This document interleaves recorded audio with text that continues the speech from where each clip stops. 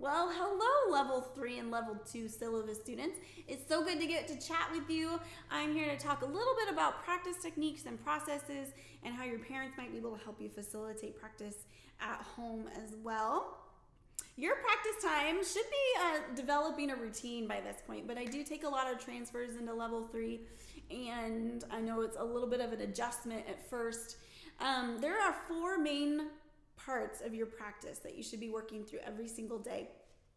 One of them is your beat the clock. If you're a transfer or working towards the end of your beat the clock, you're probably almost done, but this should still be the first thing you do every day. Just one time a day, that's all you gotta do. Knock it out, done.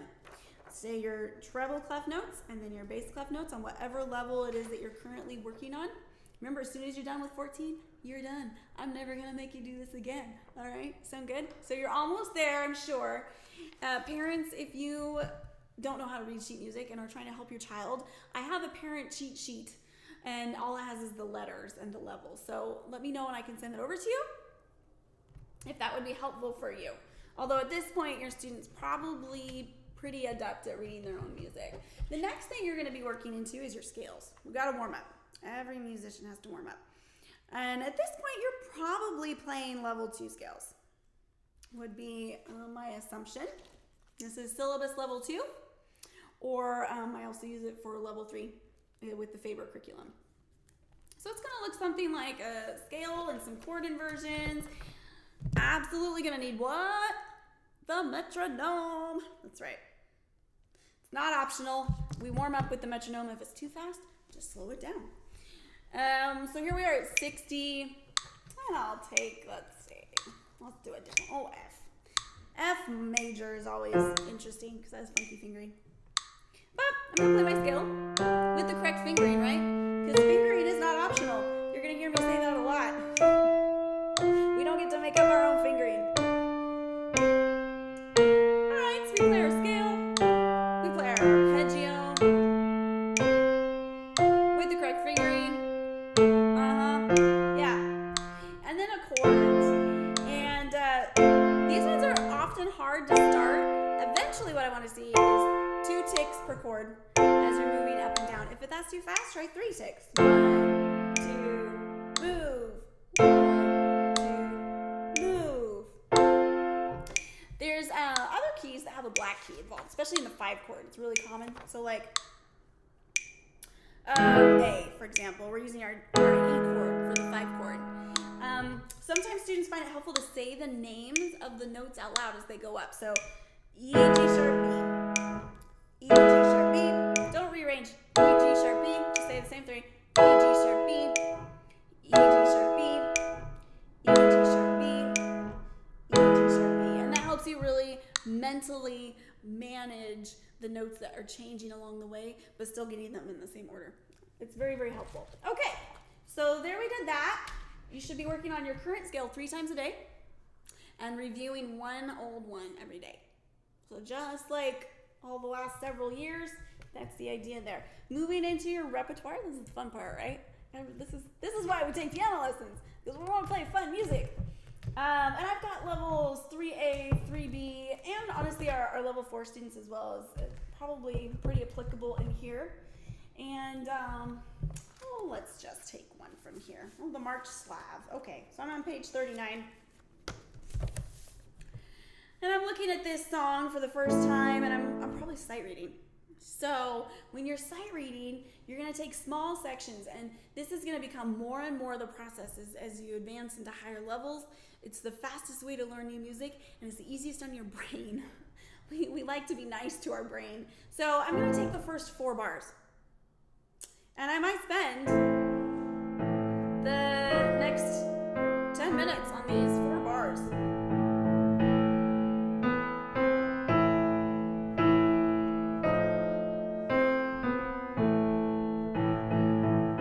So just that right there.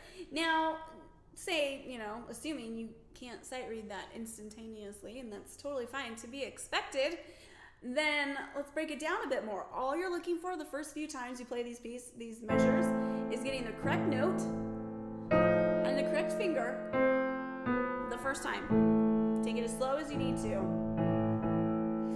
until you can play, and then you're going to play that 10 times. 10 times. Small section, like 4 bars, correctly the first time. So it doesn't count towards your 10 unless it was played correctly the first time. And if it wasn't, if you messed up, that's totally fine. What do? We go back and we try it again. That's it. Oops, that was wrong.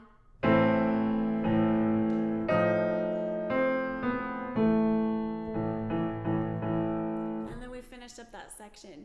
You're going to be assigned daily little sections by the time you get to this level. So you'll have this part for day 1 and this part for day 2. By the end of day 5, you should be able to play the whole thing fluently with the correct notes, correct rhythm, adding the paddling, the dynamics, and phrasing. All of those aspects of musicality are becoming more and more important, but we layer them in. So you start with the basics. You start with the correct note, correct finger, and then we build in the rhythm, and then we build in the dynamics and the phrasing and the paddling. Okay, and that's really true for level 2 syllabus repertoire as well. Let's pull up something here. Oh, we have a waltz by Kabalowski, page 18, key of D minor. Okay, so I might be working on those first 4 bars, just like I did in the March Slav. So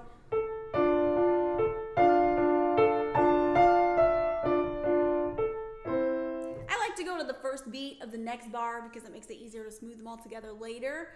But that's going to be my first section, and I'm going to play it slowly with the correct note and the correct finger the first time. And then I go back and I do it again. And you're going to find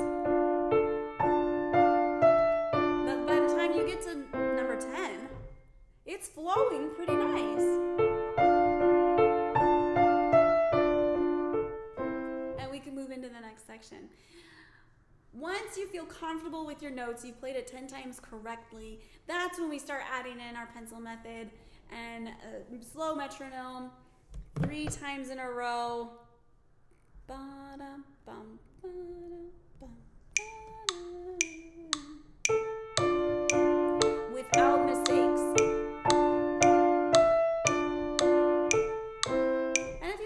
That's totally fine.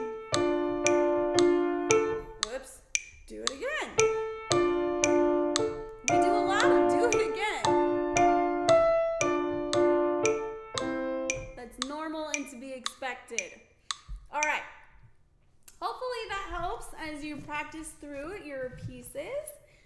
And then very lastly is your theory. And for syllabus students, I expect 1 page a day that you're working through that.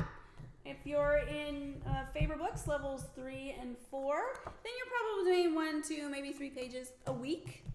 And I recommend doing that at the beginning of the week so that you don't forget.